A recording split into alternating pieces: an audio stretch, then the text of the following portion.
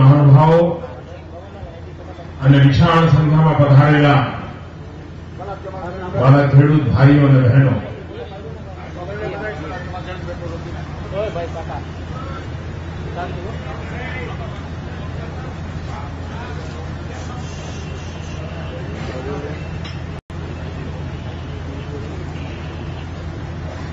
હવે નહીં જુઓ તો એ ચાલશે, ખાલી સાંભળો ને. એને આખા હિન્દુસ્તાનમાં પહોંચાડવાનું હોય છે.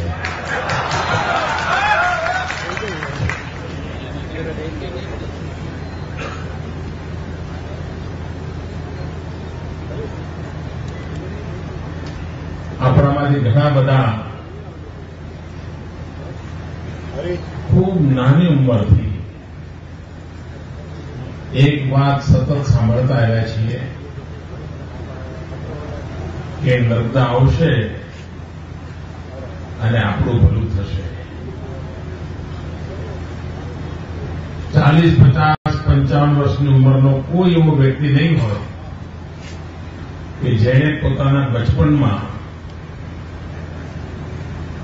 નર્મદા આગમન થવાનું છે એની વાત સાંભળી ના.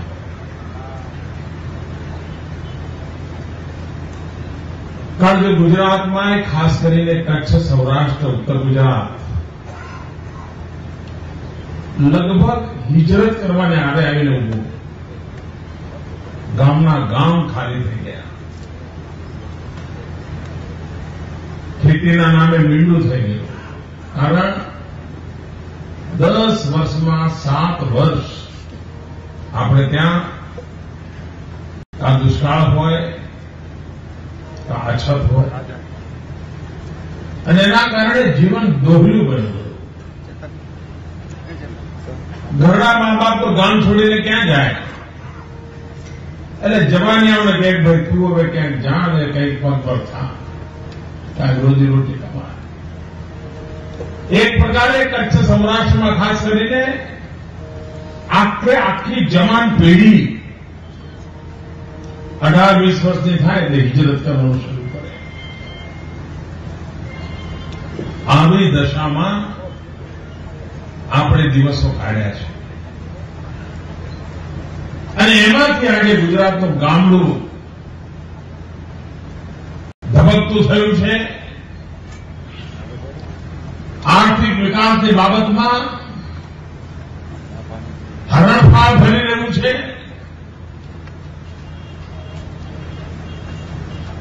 ગુજરાતનું ગામડું ગરીબી નાબૂદીમાં અગ્રીમ હરોળમાં ઉભું છે. કારણ આપણે ખેતી પર ધ્યાન કેન્દ્રિત કર્યું અને ખેતીમાં પણ સૌથી વધારે ધ્યાન કેન્દ્રિત કર્યું પાણી ઉપર.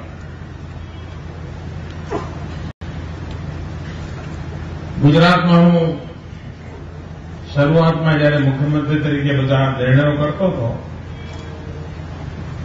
અને એમાં ખેતી બાબતમાં કંઈ વાત કરું તો મારા છાપાના મિત્રો એ લખતા હતા અને અમારા વિરોધીઓ નિવેદન એ કરતા હતા. એ તો કરે, કારણ કે બીજું ફાવે નહીં એટલે આટલું તો કરે ને. મોદીને ખેતીની સમજણ શું પડે એવું કહેતા.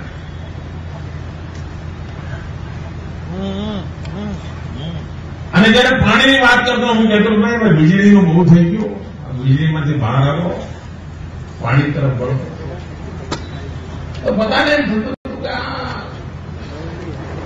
વીજળીમાંથી બહાર કાઢવાની વાત કરીને આ સરકાર છટકી જવા માંગે છે. અમારા મિત્ર સાથીઓએ પણ અમારા પૂતળા મારેલા, ભારતીય કિસાન સંઘના લોકોએ વીજળીની સામે મોદી સાહેબ જે કહી રહ્યા છે એને કંઈ મેળ નહીં પડે. અને કાચો પોચો તો પાછો વળી જાય સાહેબ, એટલો મોટો હુમલો હતો ચારે તરફથી. કાચા પોતાનું ગજું નહીં કે આવા વાતાવરણમાં ટકી રહે. આપણે નક્કી કર્યું કે જો સાચું છે તો એના માટે થઈને ભરપૂર પ્રયાસ કરવો છે. સંબંધિતોને સૌને સમજાવવા છે, એમને સાથે લેવા છે.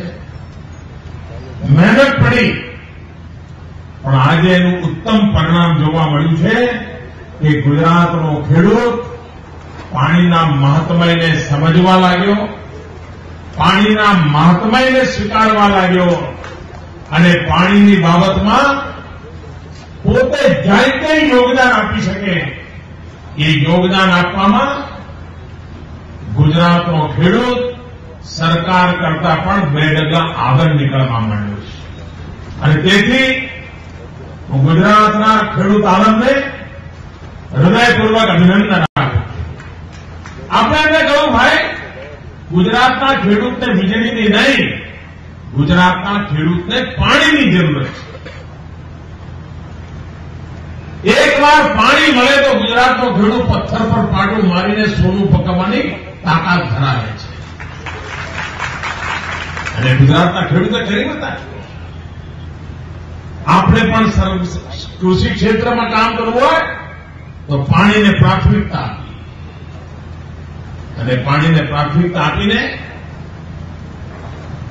નર્મદા યોજના એક, પણ એ સિવાયની પણ અનેક યોજનાઓ,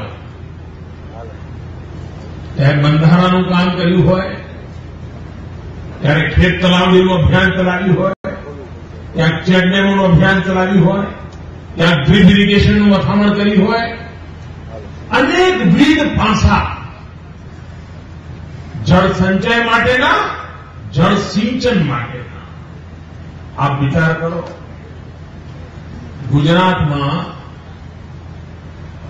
1960માં અલગથી કારોબાર શરૂ થયો. એ ગુજરાતને 50 વર્ષમાં માંડ 12,000 હેક્ટરમાં ટપક સિંચાઈ હતી. 50 વર્ષમાં 12,000 હેક્ટર. આ 10 જ વર્ષમાં આપણે 9 લાખ હેક્ટરે પહોંચ્યા છીએ. 50 વર્ષમાં ક્યાં 12,000 અને 8-9 વર્ષમાં ક્યાં 9 લાખ હેક્ટર. જો ગુજરાતના ખેડૂતોએ આ વાતને ન ઉપાડી હોત તો આ સિદ્ધિ કોઈ સરકાર ના મેળવી શકે. આ ખેડૂતોના સહયોગને કારણે આપણને આ સિદ્ધિ પ્રાપ્ત થઈ અને એના ફળ પણ જોવા મળે છે. કચ્છમાં કોઈની કલ્પના કચ્છના અને ખેતીને લેવા દેવા નહોતી. એક નાનકડો પટ્ટો હતો માંડવી આસપાસનો, ત્યાં થોડું ઘણી ખેતીની વાત આવે, બાકી તો બધો વેરાન ધૂળની ડમરીઓ ઉડતી હોય. એક કચ્છ આજે કેરી વિદેશમાં એક્સપોર્ટ કરતું થઈ જાય, બાગ બગીચો લહેરાતા હોય, અનેક આધુનિક ખેતીના પ્રયોગો થતા હોય, કારણ પાણીના મૂલ્યને સમજીને ટપક સિંચાઈ દ્વારા પાણી પણ બચાવ્યું, પાણી પણ સંચય કર્યો અને માં નર્મદાના આગમન પૂર્વેની ભરપૂર તૈયારીઓ કરી લીધી. બનાસકાંઠા એટલે કચ્છ રાજસ્થાનના અડેલો પૂરો રેગિસ્તાન પ્રદેશ, ધૂળિયા વિસ્તાર. 12 મહિનામાં 8 મહિના ધૂળ ઉડતી હોય એવો તેવો વિસ્તાર. આજે ખેતીના ક્ષેત્રની અંદર એને મોટું કાઠું કાઢ્યું છે. કોઈ એક તાલુકામાં સૌથી વધારે દાડમ પાકતા હોય કદાચ આ દેશમાં તો બનાસકાંઠાના થરાદ તાલુકામાં પાકે છે. બટાકાની ખેતી, કેટલાક ખેડૂતોએ બટાકાની ખેતીમાં પ્રતિ એકર ઉત્પાદનમાં વિશ્વ વિક્રમ પ્રસ્થાપિત કરી દીધા છે. વિશ્વ વિક્રમ. અને પહેલા બટાકા આપણા ત્યાં એવા થતા હતા કે બજારમાં શાક લેવા જવા બહેનો હોય ને એ બી 4-5 બટાકા જોયું 2 રિજેક્ટ કરી દેતા, એવા બટાકા થતા હતા. આજે ટપક સિંચાઈના કારણે બટાકાની ક્વોલિટીમાં એટલો સુધારો થયો છે કે અમેરિકાની કેનેડાની કંપનીઓ ઉભા પાકમાં બટાકા લઈ જવા માટે આવે છે. આ વાતાવરણ બની ગયું છે. કેળાની ખેતી, સામાન્ય રીતે કેળાની ખેતીમાં ભરપૂર પાણી જોઈતું હોય છે. આપણે ક્યારેક કેળાની ખેતીમાં નામ નિશાન નહોતું, થોડું ઘણું થાય વડોદરા આસપાસના વિસ્તારમાં. આજે 5-7 જિલ્લાઓએ કેળાની ખેતીમાં એવી માસ્ટરી પેદા કરી છે કે આખા હિન્દુસ્તાનમાં સૌથી વધારે કેળાના ઉત્પાદનમાં આજે ગુજરાતે પોતાનું નામ નોંધાવી દીધું છે. અને એ પણ બાકી રાજ્યો જે ભૂતકાળની અંદર કેળાના ઉત્પાદનમાં હિન્દુસ્તાનમાં ક્યારેય કોઈ એમને પાછળ નહોતું કરી શકતું, એના કરતા ઓછી જમીનમાં ગુજરાતના ખેડૂતો કેળા પકવે છે. અને છતાં પણ હિન્દુસ્તાનમાં સૌથી વધારે કેળા પકવે છે. અને હિન્દુસ્તાનમાં પણ ગુજરાતમાં પકવાતા કેળા આજે વિદેશોમાં એક્સપોર્ટ થવા લાગ્યા છે. કારણ ખેતીને આધુનિક બનાવવાની દિશામાં આપણા ખેડૂતોએ કામ કર્યું છે. અને એનું પરિણામ આપણને જોવા મળે છે. આપણી મથામણ આ છે કે ગુજરાતની ખેતીને આપણે વધુ આધુનિક બનાવી છે. ગુજરાતના ખેડૂતને એકર દીઠ એનું ઉત્પાદન વધારવું છે. કારણ જેમ કુટુંબ વધતું જાય એમ ખેતીની જમીન ઘટતી જાય. પેલા 5 ભાઈ હોય, એની પાસે આટલી જમીન હોય, બીજી પેઢી આવે 25 ભાઈ થઈ જાય તો ટુકડા નાના થઈ જાય. કુટુંબ પેઢી દર પેઢી જમીનના ટુકડા નાના થતા જાય. એ સંજોગોમાં ખેડૂતને પરવડે તેવી ખેતી ત્યારે જ શક્ય બને કે પ્રતિ એકર ઉત્પાદકતા વધે.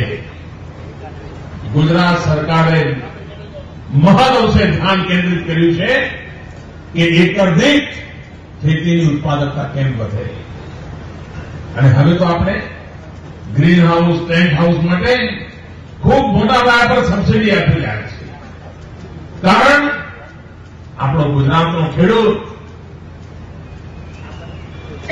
ભલે એની કાચી જમીનના સાધનો હોય તો પણ આધુનિક વિજ્ઞાનનો ઉપયોગ કરીને ખેતી કરતો થાય. જ્યોતિ ગ્રામ યોજનાનો ઉપયોગ કંટ્રોલ ટેમ્પરેચર વાળી ખેતી, ટેન્ટ હાઉસ હોય કે ગ્રીન હાઉસ હોય, એમાં સફળતાપૂર્વક કરે. અને આજે ગુજરાતમાં ત્યારે હેલિકોપ્ટરમાં પ્રવાસ કરતો હતો ને જોવું કે લગભગ કોઈ તાલુકો એવો નહીં હોય કે જ્યાં 5-25 ખેડૂતો આગળ આવીને ગ્રીન હાઉસ, ટેન્ટ હાઉસના પ્રયોગોની દિશામાં પગ ના માંડ્યા હોય. દેખાય ચારે તરફ આપણને દેખાય. કારણ ગુજરાતનો ખેડૂત આધુનિક ખેતી તરફ વળી રહ્યો છે, વિજ્ઞાન અને ટેકનોલોજીનો ઉપયોગ કરી રહ્યો છે. અને જ્યોતિગ્રામ યોજના, ટપક સિંચાઈ, સ્પ્રિંકલર, આ બધી જ બાબતો એના ઉપયોગમાં આવી છે. નર્મદાનું પાણી પહોંચવાને કારણે થોડી સુવિધા ઓર વધી છે. કારણ પહેલા કુવામાંથી પાણી કાઢીએ 1000 ફૂટ 1200 ફૂટથી તો ખારાશવાળું પાણી આવતું. અને ખારાશવાળા પાણીમાં ખેડૂત બિચારો ગમે તેટલો પસીનો પાડે પણ ધાર્યું પરિણામ મળી શકતું નહોતું. આજે નર્મદાનું પાણી મળવાને કારણે, જેમાં ખારાશ નહિવત હોવાના કારણે ખેતીને માટે આ પાણી નહીં, પારસ પુરવાર થયું છે. પારસ, અને જેમ પારસના સ્પર્શથી લોખંડ સોનું થઈ જાય એમ આ પાણીરૂપી પારસના સ્પર્શથી ગુજરાતના ખેતરો સોનું પકાવતા થઈ ગયા છે. આ આપણે ત્યાં નિર્માણ કર્યું છે. એ સ્થિતિ આપણે પેદા કરી છે. અને મા નર્મદાની કૃપા. એક સમય એવો હતો કે દરેક દીકરાને એમ થતું ચલો મા નર્મદાની ડૂબકી મરાવવા મા બાપને લઈ જઈએ, પુણ્ય કમાઈએ. નર્મદાનું સ્મરણ કરીએ તો પણ પુણ્ય મળે. આજે તો ખુદ નર્મદા મૈયા આપણા ગુજરાતની પરિક્રમા કરવા નીકળ્યા છે. આપણા ગુજરાતના ભાગ્ય કેટલા બદલાય એનો આપણે થોડો અંદાજ કરીશું. ભાઈઓ બહેનો, હું પહેલા દિવસથી આ વાત બોલું છું. આજે હું ફરીવાર કહેવા માંગુ, હું કઈ થાકી જવું તેમ છતાંય જેમને માફું કરવું છે એમનામાં કોઈ સુધારો થવાનો નથી. પણ મારું કામ પવિત્રતાપૂર્વક મારે કરવું છે એટલે મારે વાત વારંવાર બોલવી છે. મારો સ્પષ્ટ મત છે. અનેક વાર હું બોલી ચૂક્યો છું. આજે હું ફરી બોલું છું. નર્મદા યોજના કોઈ એક સરકારની યોજના નથી, કોઈ એક પાર્ટીની યોજના નથી, કોઈ એક મુખ્યમંત્રીની યોજના નથી. ગુજરાતની બધી જ સરકારોએ પોતપોતાની રીતે પ્રયાસ કર્યો છે. ગુજરાતના બધા જ મુખ્યમંત્રીઓ પોતપોતાની રીતે પ્રયાસ કર્યો છે. ભૂતકાળની બધી જ સરકારોએ કંઈક કંઈક કરવાની કોશિશ કરી છે અને હું આનો યશ આ બધાને આપું છું. કારણ કે આપણો મત છે કે કમસે કમ નર્મદાના મુદ્દે રાજકારણ ના થવું જોઈએ. અને આ વાતને ભારતીય જનતા પાર્ટીની સરકાર વળગી રહી છે અને અમે આગળ પણ વળગી રહેવા માંગીએ છીએ. પણ કામ અટકતું હોય તો અમને અમારું દુઃખ વ્યક્ત કરવાનો અધિકાર છે. મેં હમણાં એક દિવસ કહ્યું કે હું દિલ્હી સરકારને વિનંતી કરું છું કે અમને એના ઉપર દરવાજા મૂકવાની પરમિશન આપે. અને મેં એ કહ્યું હતું કે હું ગુજરાત કોંગ્રેસના આગેવાનોની તકતી મૂકીશ ત્યાં. ભાજપ ગુજરાત સરકારને નહીં મૂકી. બીજું શું કરું? મારા હાથમાં જે છે હું કરું. એમને લાગતું હોય કે જેને એમને ફોટા મૂકવાય, આપણને કશો વાંધો હોય. નહેરુનો મૂકવો હોય, ઇન્દિરાજીનો મૂકવો હોય, રાજીવભાઈનો મૂકવો હોય, સોનિયાબેનનો મૂકવો હોય, દીકરાનો મૂકવો હોય, દીકરીના દીકરા, બધું આપણે કરવા તૈયાર. અમને દરવાજા મૂકવા. બોલો ભાઈ, આનાથી વધારે શું કરી શકું? મને તો અને બધું રેડી પડ્યું છે. આમ વિચાર કરો, પંડિત નહેરુ સરદાર સરોવર ડેમનો શિલાન્યાસ કરીને ગયા હતા. વારંવાર કોર્ટ કચેરીઓ, વારંવાર પર્યાવરણના મુદ્દા ઉઠાવીને દિલ્હીની સરકારોએ આ નર્મદા યોજનાને ઠેલે ચડાવી. સત્તામાં કોણ બેઠા હતા એની મારે કોઈના આરોપો કરવા નથી. પણ દિલ્હીની સરકાર જવાબદાર છે કે જેણે નર્મદા યોજનાને ઠેલે ચડાવી. અને આજે 40 વર્ષ થઈ ગયા, એમ છતાંય એના દરવાજા મૂકવા માટે અમારા વલખા મારવા પડે છે. આખી યોજનામાં જે પાણીનો સંગ્રહ થવાનો છે ને, અત્યારે માત્ર 40% જ પાણીનો સંગ્રહ થાય છે. માત્ર 40%. અને 40% પહોંચવાના કારણે પણ કચ્છમાં લીલોડી વાડીઓ દેખાવા માંડી છે. 100% સંગ્રહ થાય તો આખું ગુજરાત લીલુંછમ દેખાય કે ના દેખાય? આ મારું કાઠિયાવાડ, એના કોઈ જવાની અને ગુજરાત મારવા છોડીને જવાનો વારો આવે ખરો ભાઈઓ? 60% પાણી આજે પણ દરિયામાં વહી રહ્યું છે. અને હું અનેકવાર પ્રધાનમંત્રીને મળ્યો. હું કહું, સાહેબ, અમને દરવાજા ઉભા કરવાની તો પરમિશન આપો. કારણ એનું કામ ચાલુ કર્યા પછી પણ 3 વર્ષ લાગવાના છે. એટલા મોટા દરવાજા છે ને, એટલી મોટી ઊંચાઈ છે. 3 વર્ષ તો કામ ચાલવાનું છે. અને મેં એમને કહ્યું, તમને વાંધો હોય તો અમે દરવાજા બંધ નહીં કરીએ, એના ઝાપા બંધ નહીં કરીએ. પાણી આવશે જશે, પણ ઊભું તો કરી દેવા દો. तो मैंने शू कही खबर है, हाँ मोदी जी आपकी बात तो बहुत सही है, इसमें क्या तकलीफ है, ये तो होना चाहिए. वो बीजी बात हो, अच्छा अभी नहीं हुआ. अब मैंने एक डजन वगैरह करूंगा, अभी नहीं हुआ. હવે મને કહો ભાઈઓ, આવી રીતે થાય તો આપણને દુઃખ થાય કે ના થાય? ગુસ્સો આવે કે ના આવે? આપણો વાંધો સાચો છે ખોટો? આમાં ક્યાંય રાજકારણ છે? કોઈ રાજકારણ છે મિત્રો? ગુજરાતના ખેડૂતોનું કારણ છે કે નહીં? ગુજરાતના પશુઓનું કારણ છે કે નહીં? ગુજરાતની ધરતીનું કારણ છે કે નહીં? અને એટલા માટે હું ફરી એકવાર હમણાં કોંગ્રેસના એક નેતા ગુજરાતનો પ્રવાસ કરવા આવ્યા હતા. કોક વાર આવતા હોય છે. એમણે જેટલો સમય વિતાયો એમાં મોટા ભાગે મને જ યાદ કર્યો. સૌ સારાવાના થશે.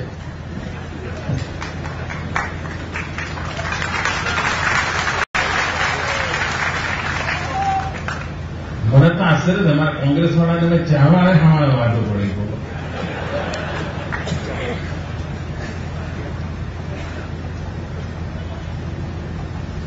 ભાઈઓ બહેનો, રાજકારણ એની જગ્યાએ હોય, ચૂંટણી આવે ત્યારે થોડી તાકાતથી કરો, એમાં કાંઈ વાંધો નહીં, પણ ગુજરાતના ખેડૂતના પેટ પર પાટા ન મારો. ગુજરાતના ખેડૂતના અરમાનોને ન તમે વેરાંશરણ ન કરવા માટે. અને હું દેવાનથી કહું છું, બધી સરકારોને ક્રેડિટ લો. જ્યાં મારું નામ કોઈ યાદ ના કરતા, અમારી સરકારને યાદ ના કરતા, પણ કમસે કમ ગુજરાતના ખેડૂતને આડે ઉભારીને નર્મદાને અટકાવવાનું કામ ન કરો. તમે ભાઈઓ બહેનો, 3 મિલિયન એકર ફીટ પાણી જે ડેમ આખો બની ગયા પછી પણ તે પૂર આવે ત્યારે નર્મદામાં વહી જવાનું છે. એ પાણીનું વિતરણ આપણે કર્યું છે કચ્છમાં, સૌરાષ્ટ્રમાં, ઉત્તર ગુજરાત, એટલે કે સુપ્રીમ કોર્ટના ચુકાદા પ્રમાણે. એના ભાગરૂપે 1 મિલિયન એકર ફૂટ પાણી સૌરાષ્ટ્રમાં કેવી રીતે મળે એ માટેની આ સૌની યોજનાનું આજે શિલાન્યાસ આપણે કરી રહ્યા છીએ અને કામની શરૂઆત કરી રહ્યા છીએ. 115 ડેમ સૌરાષ્ટ્રના ભરાય અને પાણી કેટલું હશે એનો અંદાજ કરી શકો તમે? આ પાણી એને જો મારે ભાદર ડેમના હિસાબ લગાવો, કારણ કે આપણે જોયેલા કંઈ હિસાબ લાગે કેટલી વાર ગરડાને પૂછે ભાઈ આમની ઉંમર કેટલી, તો કે 56 છો ને ત્યારે 6 વર્ષના હતા, એવું કે. એમ સાદી સીધી ભાષામાં કેવું હોય તો ભાદર ડેમના હિસાબે કહીએ તો આ પાણી કેટલું આવવાનું છે? 7 ભાદર ભરાય એટલું પાણી સૌરાષ્ટ્રમાં આના કારણે મળે. આને આપણે શત્રુંજયના હિસાબમાં જો સૌરાષ્ટ્રનો મોટો ડેમ છે શત્રુંજયના હિસાબમાં જો જોઈએ તો 4 શત્રુંજય ભરાય એટલું પાણી આવવાનું છે. અને આને આપણે રાજકોટના લોકો નિકટ જોઈને જોઈએ. જો આજીના હિસાબમાં જોડીએ, આજીના હિસાબમાં જોડીએ તો 45 આજી ભરાય એટલું પાણી ઉતરવાનું છે. ભાઈઓ બહેનો, ગુજરાતની ખેતીને વધારે ઉપકારક બનાવી હશે, ગુજરાતના ખેડૂતને આર્થિક રીતે પગભર થાય એવી ખેતી કરવી હશે તો જૂની ખેતીની પરંપરાઓમાં આધુનિકતા તરફ વળ્યા વગર છૂટકો જ નથી. અને તેથી આપણી મથામણ રહી છે કે કૃષિ ક્ષેત્રે માળખાકીય સુવિધાઓ, એગ્રી ઇન્ફ્રાસ્ટ્રક્ચર, એગ્રીકલ્ચરના માટેના ઇન્ફ્રાસ્ટ્રક્ચરને પ્રાથમિકતા. એમાં નહેરોનું કામ હશે, કુવા ગળાવાના કામ હશે, તલાવડીઓની ચિંતા કરવાની હશે, નહેરોની સફાઈની વ્યવસ્થાઓ હશે, પાઇપલાઇનથી પાણી પહોંચાડવાની વાત હશે, ઇરિગેશન માટેની ઉત્તમમાં ઉત્તમ વૈજ્ઞાનિક પદ્ધતિઓનો સ્વીકાર કરવાનો છે. આવી એગ્રી સેક્ટરની જેટલી પણ માળખાકીય સુવિધાઓ હોય, નાનામાં નાનેથી માંડીને મોટામાં મોટી, એના તરફ આપણું બળ છે. બીજું કામ છે એગ્રીટેક. જેમ એગ્રી ઇન્ફ્રાસ્ટ્રક્ચરનું મહાત્મય છે એટલું જ મહાત્મય એગ્રીટેકનું છે. એગ્રી ક્ષેત્રમાં ટેકનોલોજી. ગુજરાતે એગ્રીકલ્ચર ક્ષેત્ર માટે આઈટીઆઈ ઉભી કરવા માંડી છે. એગ્રીકલ્ચર ક્ષેત્ર માટે નહીં, એન્જિનિયરિંગ કોલેજો એગ્રીકલ્ચર ક્ષેત્ર માટેની, ડિપ્લોમા એન્જિનિયરિંગ કોલેજો, ટેકનોલોજી મોટા પાયા પર એગ્રીકલ્ચર ક્ષેત્રમાં આવે એના માટે હ્યુમન રિસોર્સ ડેવલપમેન્ટ, એના માટે ઠેર ઠેર આપણે આ કામને ઉપાડ્યું છે. એ જ રીતે આપણે વિશ્વ કક્ષાનો કૃષિ મેળો કરીને દુનિયામાં કઈ ટેકનોલોજી આવી રહી છે એનાથી આપણા ખેડૂતો પરિચિત થાય, વધુમાં વધુ ટેકનોલોજીનો ઉપયોગ નવી પેઢીને ખેતી તરફ આકર્ષશે. જૂની પદ્ધતિની ખેતી કરવા માટે હવે આપણા જવાનીઓ તૈયાર થાય કે ન થાય પ્રશ્ન છે. ઘરમાં જે નવી બહુઓ આવે એ પણ એ જમાનાની ખેતીમાં તમારો ખભે ખભો મિલાઈને કામ કરે એ દિવસો રહ્યા નથી. તો આપણે બદલાતા જતા યુગને ખેતી ક્ષેત્ર માટે પણ સમજવું પડે, સ્વીકારવું પડે અને એની તરફ ધ્યાન. અને ત્રીજી બાબત, માત્ર ખેતીમાં ઉત્પાદન વધે એટલું પૂરતું નથી, માત્ર ખેડૂતમાં પાંખના ઢગલા થાય તો પૂરતું નથી, એમાં મૂલ્ય વૃદ્ધિ થવી જરૂરી છે. અને મૂલ્ય વૃદ્ધિ થવી હોય તો એગ્રો બેઝ ઇન્ડસ્ટ્રી પર બળ આપવું પડે. આપણે કપાસ પકાવીએ પણ ખાલી એક્સપોર્ટ જ કરીએ તો અમારા ખેડૂતને જોઈએ એટલી કમાણી ન થાય. એના માટે તો એના કપાસિયાનું મૂલ્ય વધે, એના કપાસિયાના તેલ મળે, કપાસિયાનું તેલ પોપ્યુલર થાય, બ્રાન્ડ બને, એ વેચાય અને એનું જે રૂ છે એ રૂમાંથી પણ રેડીમેડ ગાર્મેન્ટ તૈયાર થાય. ત્યાં સુધી વેલ્યુ એડિશનની ચેઇન ઉભી થાય અને દુનિયાના બજારમાં ગુજરાતના ખેડૂતે પકવેલા કપાસમાંથી તૈયાર થયેલા કપડા આખી દુનિયા પહેરતી થાય. એ મતલબથી જો કામ કરીએ તો ગુજરાતના ખેડૂતને આવક, મૂલ્ય વૃદ્ધિ થવી જોઈએ. અને એના માટે થઈને ગામડે ગામડે ખેડૂતોને મૂલ્ય વૃદ્ધિ વાળતા ઇન્ડસ્ટ્રીના બીજ ઉભા કરવા પડે અને આપણી એમાં પ્રયાસ છે. તમે કાચી કેરી વેચો ઓછા કમાઓ, કેરી જરા પકવીને વેચો તો વધારે કમાઓ. તમે કાચી કેરી વેચો એના કરતા અથાણું બનાવીને વેચો ઓર કમાઓ. અથાણાને પણ સરસ મજાના પેકિંગમાં વેચો તો વધારે કમાણી થાય. મૂલ્ય વૃદ્ધિ ખેડૂતને માટે અત્યંત આવશ્યક છે અને એગ્રો બેઝ ઇન્ડસ્ટ્રી એને પ્રાધાન્ય મળે એ આપણી મથામણ છે. એ જ રીતે ટૂંકી ખેતી હોય, પરિવાર મોટું હોય, વરસાદની અનિયમિતતા હોય, એવી વખતે ખેતીને પણ 3 ભાગમાં વહેંચીને ખેતીનું આખું મોડેલ પ્રત્યેક પરિવારનું બને એવો આપણો પ્રયત્ન છે. 3 પાયા પર આખું ગુજરાતના ગામડાના ખેડૂતનું જીવન ઉભું કરવાની આપણી મથામણ છે. અને એટલે 1/3 ભાગ, ત્રીજો ભાગ જે પરંપરાગત ખેતી કરતા હોય તે તુવર વાવતા હોય, તલ વાવતા હોય, કપાસ વાવતા હોય, મગફળી વાવ, જે કે પરંપરાગત ખેતી કરતા હોય.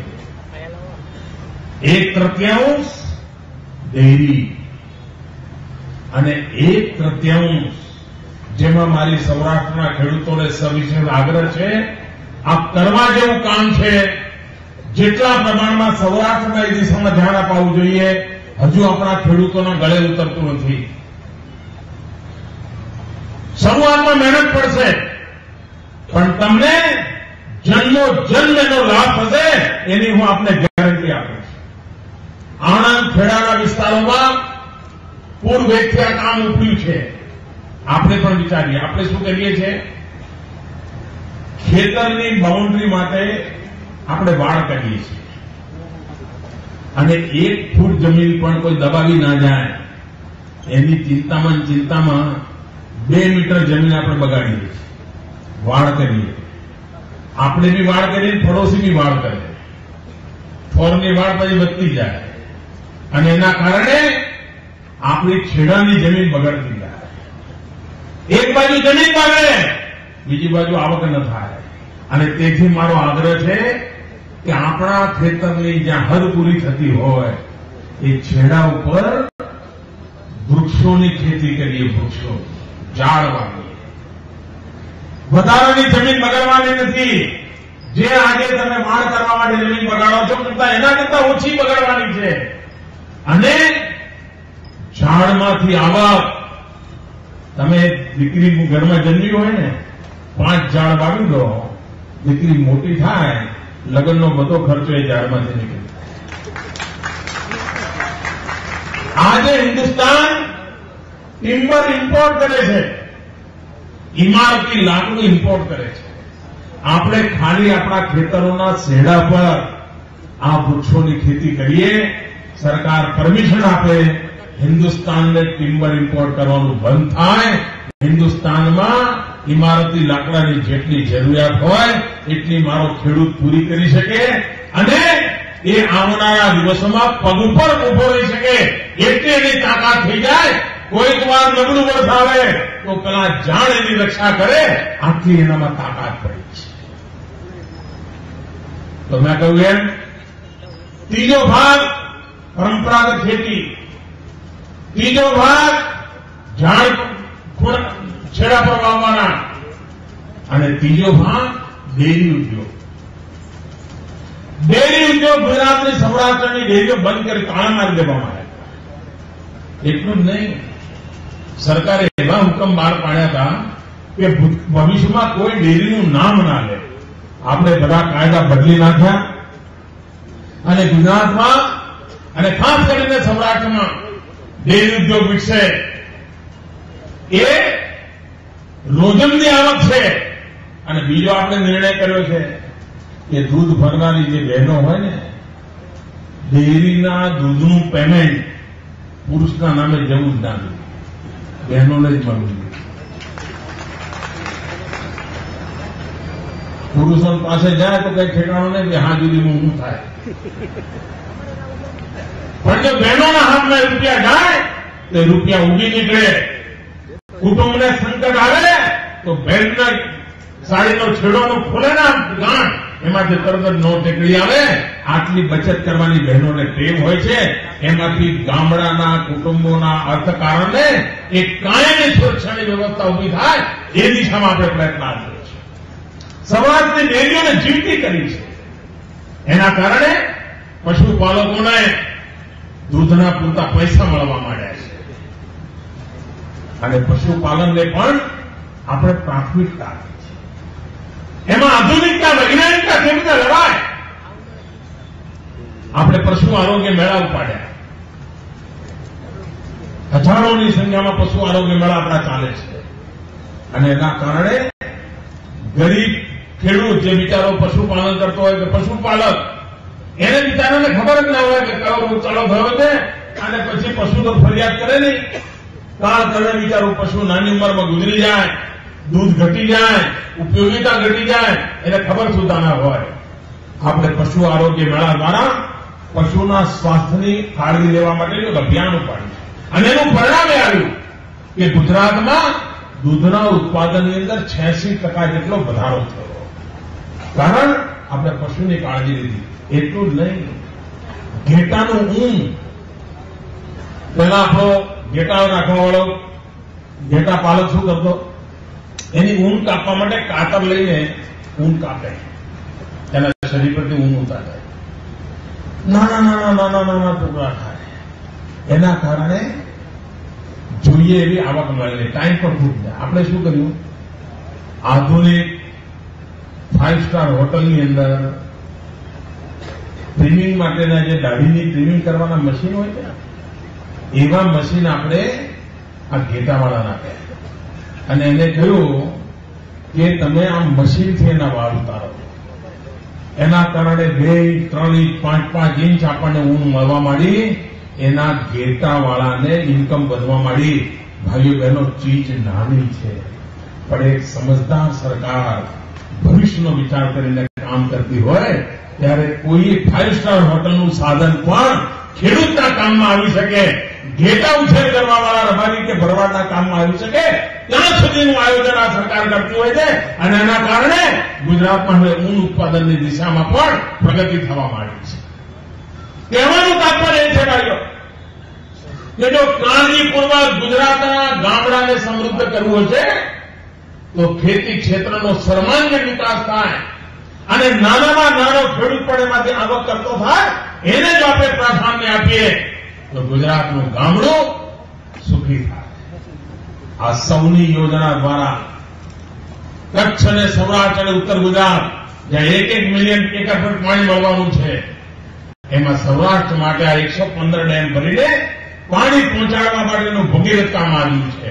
પણ મારી ખેડૂત મિત્રોને વિનંતી છે, હજુ ટપક સિંચાઈમાં આપણે પાછળ હોઈએ તો વેળાસર આપણે ટપક સિંચાઈ પર જઈએ. હજુ ખેતી આધુનિક કરવાની બાબતમાં પાછળ હોઈએ તો સરકાર મદદ કરવા તૈયાર છે. આપણે આગળ આવીએ અને આપણા ખેતરના ઉત્પાદનમાં વૃદ્ધિ થાય એના માટે પ્રયાસ કરીએ. ઉત્પાદિત થયેલી ચીજોમાં વેલ્યુ એડિશન થાય એના માટે મથામણ કરીએ અને ખેતી ક્ષેત્રમાં પણ ગુજરાત વિકાસની નવી ઊંચાઈઓને પાર કરે.